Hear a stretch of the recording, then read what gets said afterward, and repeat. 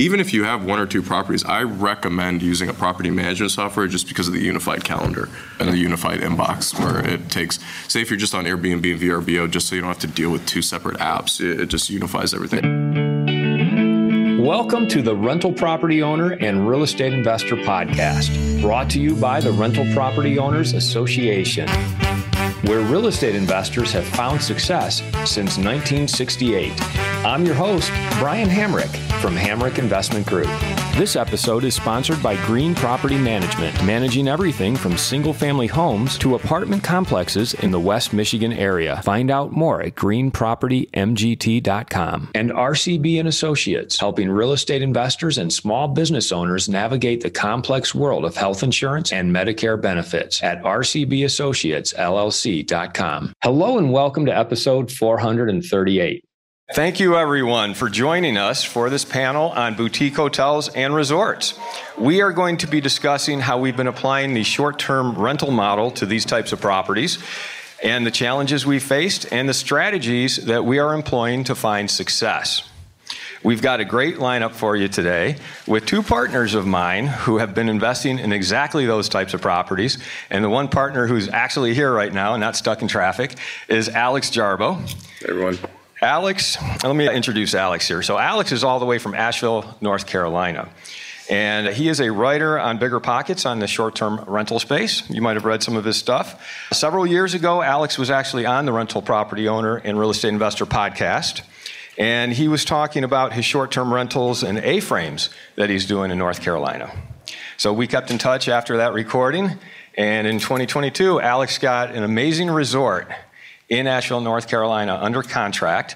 And we bought that last year, right around this time, actually. Yeah, exactly. Yeah. So I'll let Alex, you can tell everyone about it, but it's an amazing property, and it also serves as an event location for weddings and other types of events. So, Alex, I'll introduce you, and you can just tell us a little bit about yourself and Engadine. Yeah, so I'm originally from Detroit, Michigan, so I'm born and raised straight out of high school, went into the military. And then once got out of the military, moved directly to Asheville, North Carolina, and just started my real estate career there. I chose Asheville at that time because I had a mentor that helped me. He was in short-term rentals, and he just helped me choose that market, just helped me choose a good vacation rental market. And to just tell us about Engadine and the property that you found and got under contract, and what it includes. Yeah, so Engadine is primarily a historic house. So it's a 5,500 square foot historic house that was originally run as a bed and breakfast. And it's 6 bedrooms, 6.5 baths. Sits on 12 beautiful acres surrounded by a land conservatorship. And then there's also 6 cabins on the property as well. And then it's also used as an event location too. So yeah, so the original owner, the previous owners had done a couple weddings there, but they had urged us that was sort of like the future of that property, just with how beautiful it was. So like from day one, we built a wedding pavilion on the property. There was like sort of a semi-permanent tent there, but we built a wedding pavilion, and we've been almost marketing exclusively as a wedding venue. So. Right, so we'll be talking more about Engadine Resort, and by the way, you can find it online at Engadine Inn and Cabins. Actually, we call it Engadine Resort, but the branding is actually Engadine Inn and Cabins. Jeremy Garcia is here, so Jeremy, I'm going to introduce you right now. Jeremy and his wife Melanie own quite a few vacation rentals in Muskegon, Michigan, and several years ago we partnered on a boutique hotel in downtown Muskegon. It's called Dream Stay on Clay. And we also acquired a 7-cabin, 3-house resort in North Muskegon, which actually has beautiful Lake Michigan frontage as well. We even started our own short-term rental property management company called Dream Stay. You can find that at bookdreamstay.com and check out our properties. But Jeremy, tell us a little bit about, why don't you start with the boutique hotel? Tell us about that, and then we'll talk about Scenic Drive. Yeah, so the boutique hotel, it was an abandoned winery. And so it was a partial build out already. The previous couple who owned it got a divorce in the middle of it. So it had only been dried in. There was no plumbing, no HVAC, anything along that lines. So we had an idea of doing a boutique hotel. We created it as an extended stay because the nearest anything extended stay near us was about 45 minutes away. So we saw a niche in there. And so we did full suites in there with full kitchens. That was a battle through and through from planning through environmentals. We had over 6 months of delays just in environmental testing. I think it was a total of $32,000 in testing and a $200 remediation process we had to do. So lots of delays, lots of fun with Eagle in the state of Michigan with that. We got it open this past year after many delays. It's done what we thought it would do. This winter, we have been running, I was looking at the numbers yesterday, since December, we've been running about 80% occupancy. A typical hotel in the Muskegon area runs about 50% occupancy. But because we have it set up as an extended stay, we've been picking up a lot of workers. And that has been our niche, is being filled in by a lot of construction workers. And those construction companies pay a lot better than traveling nurses do. Yeah, so we had done some kind of research and study to know that if we built an 8-unit boutique hotel in downtown Muskegon, there would be demand for it. Yeah. Why don't we also then talk about Scenic Drive Resort and kind of explain what it is and how we found that? Yeah, so Scenic Drive Resort had been in the same family since the 1960s. Family built it, they'd been running and operating it. It was second generation at that point when the owners were ready to sell. It's 14 acres on Lake Michigan. We've done extensive renovations to it. We've done about $650,000 in upgrades to it. The cabins originally were performing at about, during the summer, they were renting out for $130 a day. We're now averaging between $300 and $500 a day. So it's been a real value add. It's an uphill battle because at this point, it's not just a single unit you're doing, it's a whole business. So it's a slow uphill climb on these bigger projects. Let me stop you there, because you said $300 to $500 a day, but that's during the summer, during peak season, right? Yep. We're not getting $300 to $500 a day. No. And building on that, winters are very slow, and something that we've done a lot of different things now, trying to build momentum in that. Last year was our first winter, and it was very slow, which allowed us to continue to do some more construction projects. This year has been significantly better. We've seen somewhere in between a 500% and 600% increase in occupancy for the winter, which has been a very nice boon to us. And again, from December through March, we will actually average over 50% occupancy out there. So a very dramatic increase. And we've had to change our strategies a lot. Before, we were letting things like Airbnb and VRBO be a big driver.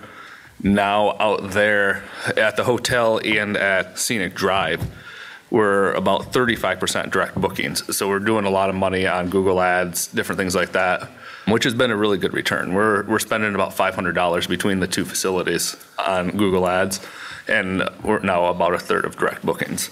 For both, let's focus on Engadine and Scenic for this question. Can you talk just a little bit about what its previous use was and the type of owners that we purchased them from, and how we've changed that model to our advantage? Yeah, with the previous owners lived at the bed and breakfast at the main house, and then we're talking. And this is Alex Jarbo talking about Engadine Inn and Cabins, for those of you listening on the podcast. And so they actually lived in the house. They lived in one of the bedrooms, and they would cook the breakfast every morning. And it was just a mom and pop operator. And the use was mainly around everything. The cabins were almost like a second thought, where it's like, okay, if they rented out an Airbnb, VRBO, that's great. But our focus was the bed and breakfast, and it really hindered them. It's like when we came in, we saw like how much work that they were actually doing by themselves that could have been delegated. And they knew that, but they didn't know how to turn it into what it could be, especially the wedding piece. They didn't know how to generate the leads for the weddings. They didn't know how to execute on those leads. So that was a big thing, was just taking it from a bed and breakfast mom and pop operator and sort of implementing the tech and the strategies to take it where it is now. They were implementing a little bit Booking.com, Expedia, but not anything to the extent that we have. So. It was a similar experience for Scenic Drive Resort. They had their own website. You couldn't book on it. You could just view the cabins. They weren't on Airbnb. They were on VRBO. They used to do about $70,000 during the summer for the entire summer. This past July, we did $98,000 just in July. So we, have exponentially increased the revenue there by just simply upgrading the facilities and actually just being found. Nobody can book you if you can't be found. Both of you, before acquiring the boutique hotel or the resorts, both of you were short-term rental property owners and kind of manage your own properties. What would you say are some of the differences between the single vacation rental versus having a resort or boutique hotel? Yeah, I mean, Jeremy talked about it earlier. The runway is way longer. You need, I would say, 18 months, like a full year plus 6 months to really understand the property. Every single property is different. It's not, even if it's 6 of the same cabins or 6 of the same property, for some reason the runway is longer. It's like you said, it's a business.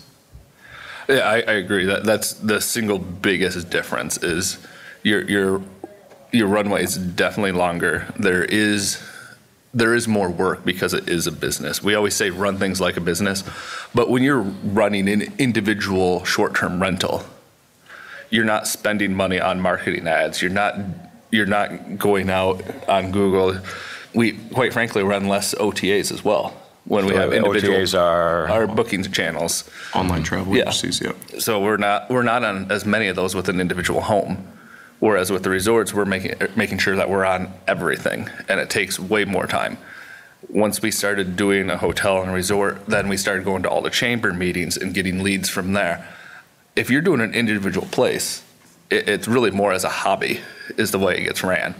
But when you're running a number of them, you're doing the networking. You're having to run it like you would a business, and there's a lot more involvement to it. One of our biggest lead sources now is the chamber. But if you have an individual home, the likelihood of you getting a lot of leads from the chamber is pretty low. Let's dig into those answers a little bit more as far as running it as a business. So what are some of the actual expenses you have in that business? It might have to do with the software that you're using or the marketing that you're using. Get specific with what it actually means to run it as a business. I think the biggest thing, I think you guys have been doing this from the beginning, but I started in 2017 with managing vacation rentals. And I always use third-party cleaning companies. This is just one example. And what we learned really quickly was switching over from third-party into just bringing everyone in-house. Whether it be, like when we first started, we did third-party venue manager, we did third-party cleaners. And so bringing all that in-house has been huge. And then also, like Jeremy said, with the different OTAs, every single one of these online travel agencies, Airbnb, VRBO, Expedia, Booking.com, there's a different way to operate in each one of them. Each one of them has their own settings and all these different things. So being able to find someone or learning these softwares or these platforms is very, very important. And I would say one other thing that is probably the most important topic in the vacation rental resort space right now is revenue management. That either you are looking at your numbers every single day or someone is looking at your numbers and adjusting your pricing almost every single day if a software is not doing it. Yeah, I do a lot of our revenue management. I have found that a lot of the dynamic pricing tools are too conservative. Yeah. We, for example, out at Scenic Drive, we had some dynamic pricing tools on it, and it recommended about half of what we should have got. And so when we went away from that, we dramatically increased our own pricing.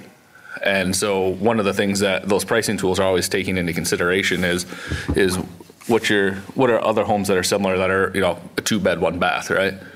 What it's not considering is how amazing your property might be compared to theirs. So their property, if you're at the top tier, it's going to pull your property down.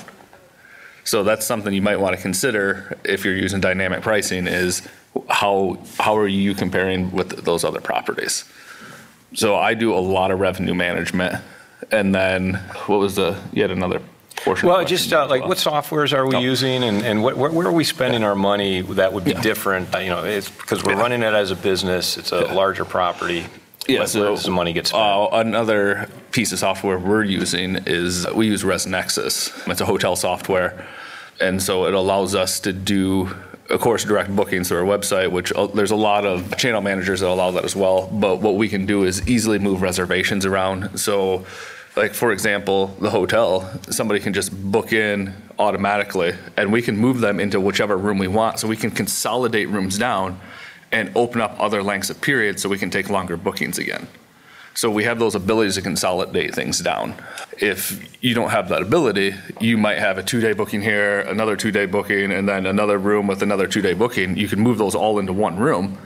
If your software doesn't allow that, then you're just missing out on other opportunities to get booked. So it helps us increase our occupancy as well. I'd like to take a moment to tell you about Green Property Management. Not only do they manage everything from single-family homes to apartment complexes in the West Michigan area, they also manage my entire portfolio. So I can tell you from personal experience that their unique flat fee management style is worth a closer look. If you feel that your property isn't operating to its fullest potential, then Green Property Management can help you take a holistic approach that will save you money, eliminate your headaches, and increase your net income. And if you're a property manager interested in applying Green Property Management's model, give them a call at 1-866-95-GREEN or visit them on the web at greenpropertymgt.com. If you're thinking of leaving your W-2 job and becoming a full-time real estate investor, one of the greatest costs you must consider is healthcare for you and your family. When I made this transition myself, I found the whole healthcare insurance process to be confusing and frustrating. That's why I'm glad I met Chad Creasy at RCB and Associates. Chad is a professional health insurance agent who helps real estate investors and small business owners understand and choose their best healthcare options. And best of all, his services are covered by the insurance company and won't cost you a dime. If you live in Michigan and are expecting a change in your healthcare insurance coverage for any reason, or losing employer coverage or transitioning into Medicare, then you owe it to yourself to contact Chad Creasy at rcbassociatesllc.com. We've kind of tried several different types of software. So what are we using and what were we using? Yeah, we were using Hostaway, and then we've switched over to Streamline, which is very, very robust. It's almost like a sandbox for vacation rentals where you can do anything that you can think of. Yeah. Yes. So just for people who might own a couple properties and are managing themselves, do they need a ResNexus or Hostaway or Streamline, or is there another option that might be more suitable to those who just have singles? Yeah, so we're talking about PMSs here, property management software. So they fall into different boxes. So if you are, I would say 1 to 3 properties, hospitable is what I've always recommended for the most part. And then when you get into that 3+, I don't know what ResNexus does, I don't know how many, the minimum, but 3+, I recommend Hostaway, and then I think it's like 20 or 30 you have to get into Streamline. But that's what I recommend in terms of property management softwares. Even if you have 1 or 2 properties, I recommend using a property management software just because of the unified calendar and the unified inbox, where it takes, say if you're just on Airbnb and VRBO, just so you don't have to deal with 2 separate apps, it just unifies everything. It's pretty cheap to have the system as well. It's like maybe $10, $15 a listing or something a month. Yeah, when it comes to costing, ResNexus makes a lot of sense around that 12 to 15 unit mark, because if you're paying per unit on some of these other apps, that's where you start gaining your ability on the pricing to start saving money. And in cost comparison for ResNexus to Streamline, we would have to be, which Streamline is a much more robust software. I mean, it's the creme de la creme, but we would have to have about 40 units to make the math work in that favor. So yeah, it takes quite a bit of units to harness such a big, powerful software like Streamline. And so we're in that middle ground where we're around 30 units. And so in the future, if we keep growing, then we would consider using Streamline, because it does have way more features, but it is significantly more expensive. Well, one of the things that we've really put a lot of attention to is the booking channels, because you've got your Airbnb and VRBO, which is probably where most people go, but we're leveraging a lot of other booking channels too. So why don't you talk about that and some of the challenges and actually being effective on those booking channels? Yeah, I think we have lots of opinions about these. It's a lot of love-hate relationships with a lot of these, and all of them require a certain level of being interactive with them. So the more interactive you are with Google, the more it helps move you up. Likewise with Expedia and then Booking.com. So it's not about just being active on Airbnb at that point. You are now being active on all these other platforms, and you have to respond and you have to tweak your listings, because that'll help move you up in the algorithms just like it does on Airbnb. But now instead of just doing it on Airbnb or VRBO, you're doing it on a whole bunch of other OTAs. And so then when you look at doing it on Expedia, then you have to do it to Booking. But the benefit of those two platforms is that they also own hundreds of other websites. Yeah. So you change it on Expedia, and then it's going to change it on hotels.com, and that's going to change it on other ones. So there is that benefit, but you have to constantly be monitoring all of those. I was going to say, it's also pretty crazy the lack of support that exists with how big these companies are. So if you guys have any experience with Airbnb support, it's nothing compared to Expedia and Booking.com. I guess that's just how it is, but it's a really large learning curve when you first start with them, because a lot of times the support is not that great. They make it feel like it's a privilege to be on their site. So their lack of customer service is pretty incredible. I mean, with Booking.com, you would expect them to actually collect money, different things like that, and they don't. In most instances, they won't collect the money for you. So then as soon as you get a Booking.com booking, you have to call the people and say, hey, you made your reservation through Booking.com, we need a down payment. If they don't respond, you then have to cancel their booking. Because like for our boutique hotel, we don't have a front desk, so they can't come and check in at a front desk. It's all remote check-in. So if you're trying to do things at any level without a front desk, then Booking.com is a really hard way of getting things, but it's also a really great channel, and it takes a lot of time. So they've gotten better. But they're pretty rough. Which channels have we had the most success with? So if you were to say the top 3 channels to use for this type of property, what would you point people to? Booking and Expedia, but I would say where the industry is going is direct booking, like you said. You have a phenomenal direct booking strategy with how you price Expedia booking and your direct, and I would love for you to talk about that, because it's huge. Yeah, so what we've done is, because there's always that price comparison. When you search on Google, more people do bookings looking at Google, right? When you go to search somewhere, you'll say hotels in Muskegon, and then it pops up, and then it gives you Expedia pricing, Booking.com pricing, different things like that. So what we did in order to combat a lot of that, because their customer services at all these places are awful, and we want to get right to the customer, is that all those places are going to charge, just like Airbnb, a 15 to 20% fee.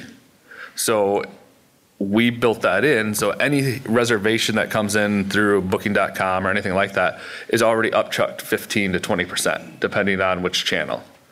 So when they see it from our own website, it's automatically that 15% cheaper. And then we don't have to deal with the middleman, and we can make sure we collect a security deposit. Because a lot of places, like as you guys know, Airbnb doesn't allow you to do that anymore, because they have their air cover, which is one of the greatest marketing employees ever, because they don't cover anything. But this way, you have way more control over it. You're the one who can cancel the reservation if there's a problem. And so that, I think that has helped us quite a bit, because why would you just not book directly at that point when you can save an extra 15 or 20%? And as far as direct bookings, getting to that place where you're getting direct bookings instead of people going through bookings.com or Google, what do you have to have in place to be able to do that? The website is the biggest thing, and then I would property management software, because you need to be on those other platforms for those pricing to appear. But yeah, a direct booking site. Now, I would say most of the PMSs allow you to build your own direct booking site, even if you have one listing. But yeah, an actual dedicated website's step number one. Yeah. Yeah, and another thing that we're doing to help increase our direct bookings is we use StayFi. Yeah. So 100%. Anyone who's staying with us, we're capturing their email. And it's not just the individual person who's staying. Anyone who stays there and wants to use the internet, they're submitting their email. Yeah, I've spoken on StayFi for the last 5 years. So StayFi is a little disk, plugs into the back of the router of the internet, and it creates a landing page for your internet. And it's incredibly cheap. It's like $100 to get the device. It's like $6 a month to continually use. And you can brand it to whatever you want, and the guest just has to put, you can customize the fields, but minimum is just like first name, last name, email address. So what that does is you get the email address of the guest anyways that's booking with you. But say you have a property that sleeps, like we have a property that sleeps 16 people in Asheville, North Carolina. We don't get all those emails. So we, like if you through the normal booking, through StayFi, you're able to collect all of those emails, and then you can just remarket to them. So there's nothing against any of the terms of service for taking people off of the platform after they've stayed with you. It's when you try to do it when they're trying to initially book with you. So what we do is like Airbnb, VRBO, they book with us, we get their email, and then we remarket to them directly through StayFi. StayFi has their own templates and everything that you can use for very, very cheap. And you can run SMS campaigns. We don't do that except yet, but we just run email marketing SMS campaigns. being texting people directly. Yeah. Alex, I want to talk a little bit about the event piece at Engadine Inn and Cabins. You mentioned the previous owners hadn't quite figured out how to execute on making that more of a business, doing the weddings there. Yeah. But we've had our challenges too 100%. in making that happen. So talk about, because it's always good when you have these types of properties to think, what are some of the other uses that could bring in money? Yep. And we've identified the weddings and the events as a significant factor when we get it working. So talk about that, the challenges we've had, and kind of how we're proceeding going forward. So the previous owners struggled with generating the leads. So what they did really well at Engadine previously was just the local relationships, like you said, with the chambers and stuff. But that didn't really generate too many wedding leads. What we did was we teamed up, and you guys can write this down. Hitched Marketing is a phenomenal service. Jarek runs the company. I've recommended them to like 4 other venues in the country. And it's almost like a button. I mean, we realized with generating those leads. So that was the first step, was figuring out the lead issue. And then the next step was converting those leads into tours, which then converts into weddings. So that's where we're at right now. Is we originally used a third-party venue management company, and it took about, I think you said it in one of the updates, with implementing changes to these resorts, it's a longer runway, but it takes longer to implement some of these strategies. And when we used that third-party venue manager, it took about, I'd say, 6 months to realize that it wasn't working out. And mainly it was a lot of clashing between different CRMs, like the platforms that we're using.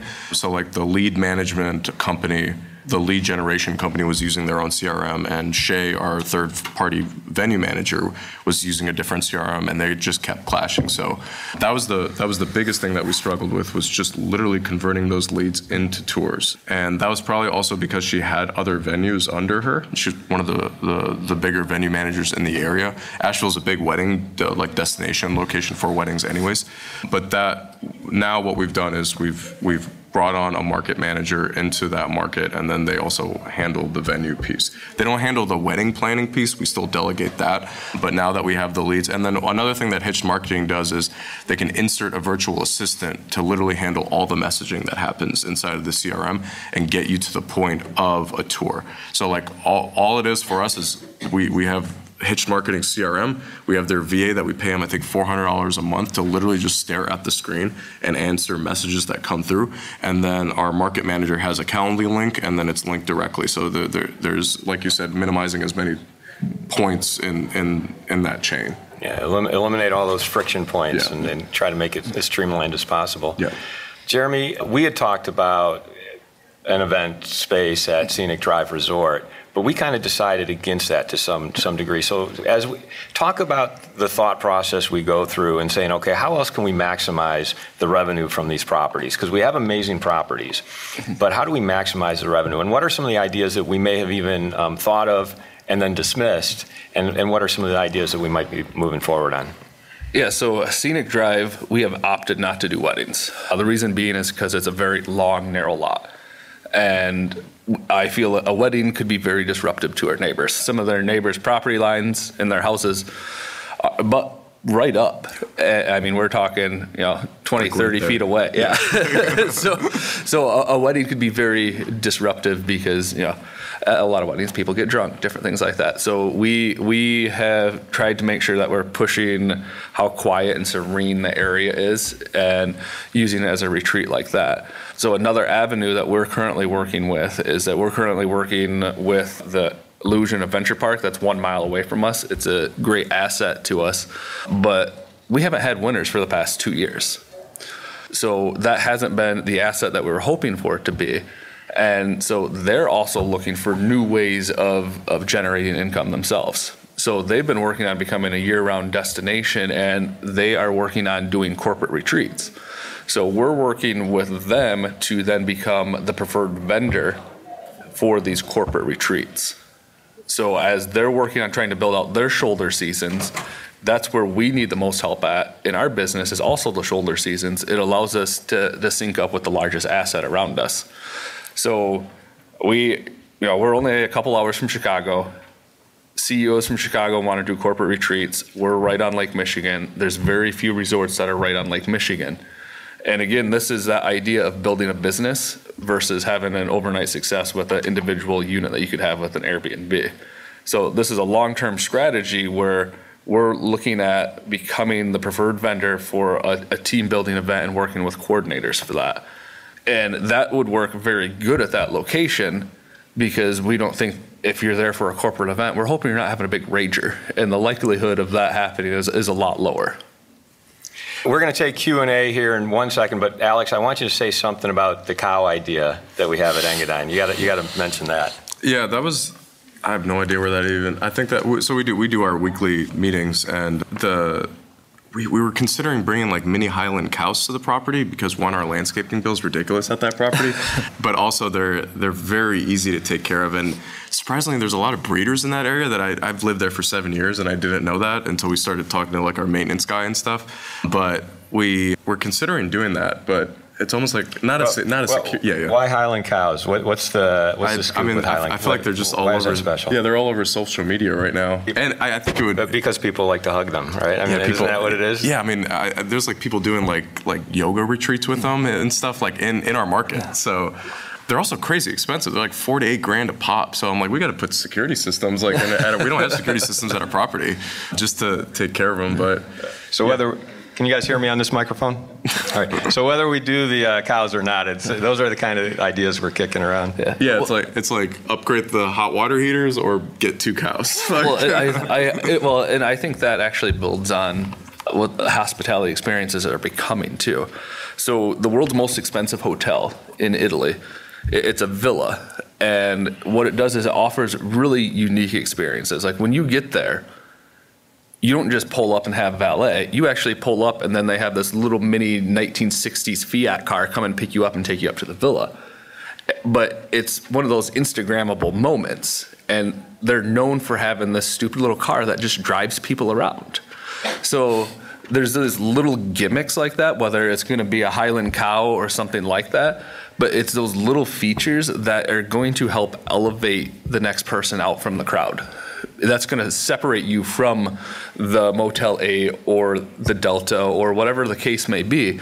It's going to be little gimmicks like that really change that customer's experience. The Instagrammable moments. It's also something that what you said earlier about like when you're looking at like data sources like AirDNA or you're trying to find comparables, is this industry is very different than if you just have a single family house that you're looking to sell that you just flipped or something, because it's relatively easy to find comps for like a single family house, but like when you have like unique experiences like that, it's different. I mean, obviously you're like, if you're looking to sell it with income approach and stuff, blah, blah, blah. But in terms of like determining rate, it's very difficult to do when you have those unique experiences. It's not a bad thing, but it's just a lot of trial and error with the revenue management like we were talking about earlier. All right, let's take some questions. Who would like to ask some questions? I have 2 questions. One is, Jeremy, when you say boutique hotel, what does that mean to you? Like, what makes it boutique? The size, or is there something boutique-y that you're? Yeah. Just kind of like it's a small, independent, nice hotel. What would you say units wise? So we have 8 units and like the 1 beds. So we have 5 1 beds and 3 that are more set up into studios. And so all the 1 beds are over 500 square feet. So they're fairly sizable as a 1 bed. Your average hotel room is around 300. So it's significantly larger than your average hotel rooms. Yeah. So we've tried to have it just be a nicer overall experience than anything around us, but with that flex play of it going into extended. So, because we're always trying to appeal to a female. That it's almost always females who are booking. The construction workers, they don't care, right? They don't care how nice it looks. They want something functional, but we need to appeal to females at all times. And the other question for any of the 3 of you, have you ever been in this experience where there's a zoning issue? So you've got like the perfect property, but maybe it's not currently zoned commercial, and if yes, how did you handle that?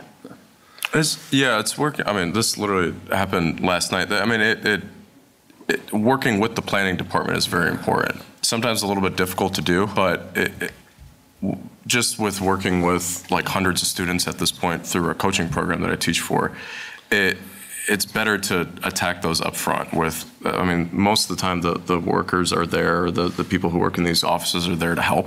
And there's a reason why the zoning laws exist. So being up front and with what you want to do with the property is very, very important. Most of the time. And we have a couple sessions throughout the next couple of days on that exact question. So make sure you attend those. Yep.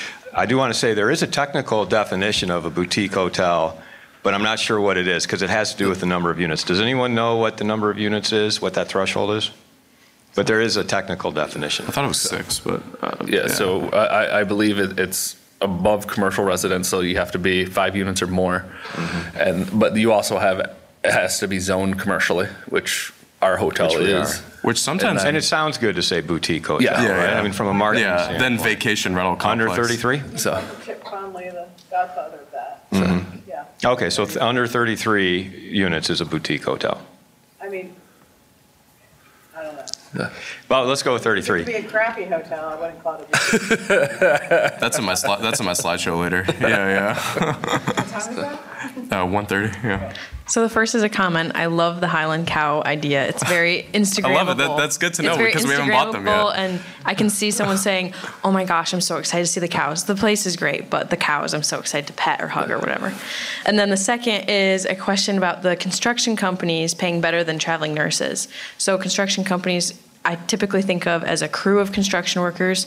How do you break that up just into like everyone gets their own room, or is it single people? For us, it's always just single people. Occasionally we'll get crews, but then they have a tendency to take a whole house. The reason we have a tendency to lean towards business and construction workers is because their company pays for it. It's not the nurse. The nurse gets to keep the leftover money, so they're always haggling, looking for the cheapest deal. If you have somebody that's coming in out of town for construction work for 3 months, they don't care how much your company spends. Their company's paying for it. They don't get to save the money. So we get, from a nurse, we would get $1,200 to $1,500. We get on average $1,000 more a month by working with construction workers or any other travel personnel. So like this past month, we had 2 units at the hotel, and they're paying $750 a week for it. So they're paying us over $2,800 for each unit. Let me repeat the question. Did you reach out to the construction companies directly, or did they reach out to you? So, both.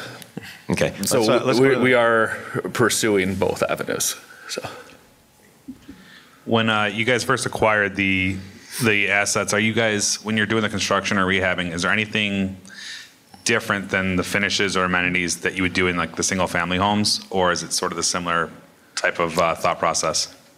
It's the interior design piece is probably the most important part to it. Is there are companies out there that specialize in like boutique hotel interior design, but yeah, that would probably be the biggest thing outside of just say like a normal, like if you're just rehabbing a normal house, is those decorations add up very quickly, but also just having just a plan for the interior design piece that wouldn't be normal to a normal house. Yeah. Okay, we've got time for a couple more questions, but let's keep them quick and brief. Yeah. All right, I was curious, you mentioned the power of email marketing earlier and capturing the email addresses for all the guests that come, not just the person who's making the booking. Can you talk a little bit about how you leverage email marketing and how frequently you do that? Yeah, I think so the slow season strategy 100%, that was our biggest revenue driver for Engadine was the email marketing piece. So we were running almost monthly newsletters during slow season, and then we try to prep them, say 2 to 3 months in advance. Say like if we have like a big event happening, or if we're going into summer, spring, we try to push those emails out. The nice thing about StayFi too is that like all of those templates already exist. It's like we didn't have to reinvent the wheel. It's almost like a drag and click with pictures and stuff. But for the seasonal newsletters, it was really simple. So. All right, next question here. Yeah, you guys talked about direct bookings on your websites. That's obviously a big changer to capture that stuff. You guys obviously are dealing with a lot of properties, 20, 30, 40 units. Do you have one website and umbrella all the companies under there? Because I feel like you probably market the companies or hotels differently. Is it all under one website, or do you have separate individual websites for each location? For us now, it's both. Yeah, so we're under True North for all the properties, and then Engadine has its own site that's linked to that umbrella one. Okay. Yeah, because that's a phenomenal question, because they can be completely different. For us, one or two, economically, you can't make 5 websites for each property, so. Right. And currently, we're all on the same website just so people can see their options. If we had a 20-unit place, I would 100% have that as an independent website. We've considered breaking it out more, but having backlinks to everything so things can be connected easily. The messaging is just different too. Yeah. All right, we have one more question, but since we're talking about websites, plug our websites. Jeremy, what website would people go to for the Muskegon, Michigan properties? Bookdreamstay.com. Bookdreamstay.com. And then Alex, where would people go for Engadine Inn and Cabins in Asheville, North Carolina? EngadineinnandCabins.com, yeah. Engadine is E-N-G-A-I, E-N-G-A-D-I-N-E. The reason why we haven't changed the name is because there's a huge historic significance to it. That was the original name to it. Yeah. We've gone back and forth for the last year about changing the name, but it's stuck, so. All right, last question here. So as it pertains just to direct booking, what is your breakdown from whether that came from an email campaign, a Google ad, Facebook ad, whatever other marketing channels you use? That's a good question. So I know ResNexus has that software capability. The thing is, I would say 80 to 90% of our direct bookings are coming directly from Google. I'm sure I could look that up, but it's just in the past. So one thing to understand about Google Travel is in my opinion, the future of vacation rentals, above Airbnb and VRBO. Yeah. So getting with a property management software that can get you into Google Travel, because it's not a dashboard. It's not like an Airbnb account that you have. Yeah. It's a really weird way that they do it. But I know Hostaway, Streamline, and ResNexus all integrate into Google Travel, and I think it scrapes Airbnb. I think it scrapes Airbnb to create the listing, because anytime we change our Airbnb listing, our Google Travel listing changes. But Google Travel is, I think, the next 5 years that's going to be the new platform. Okay, we're going to wrap it up. A couple of things. Alex, you're going to be speaking in this room at 1:30 today. Yeah, for a couple hours. What's your topic? It's just the future of hospitality, so just a little segue of the last thing I just said. Yeah. And then we'll be around all day if anyone has any questions. But we do have to keep things moving, because Paul Isley is going to be speaking, and then Jonathan Mast is going to be speaking on AI. I want to thank all of you for being here this morning and getting through traffic and parking. And let's hear it for Alex Jarbo and Jeremy Garcia. I want to thank everybody for listening to this episode. I'm your host, Brian Hamrick from Hamrick Investment Group, and you can find out more about me by going to higinvestor.com. That's HIGinvestor.com. And you can also ask questions and join us on Facebook by going to RPOA, Rental Property Owner and Real Estate Investor Podcast. This episode was sponsored by Green Property Management, managing everything from single-family homes to apartment complexes in the West Michigan area. Find out more at greenpropertymgt.com. And RCB and Associates, helping real estate investors and small business owners navigate the complex world of health insurance and Medicare benefits at rcbassociatesllc.com. You've been listening to the Rental Property Owner and Real Estate Investor Podcast, brought to you by the Rental Property Owner Association. You can find out more at rpoaonline.org. If you enjoyed this podcast, please go to iTunes to subscribe, rate, and review.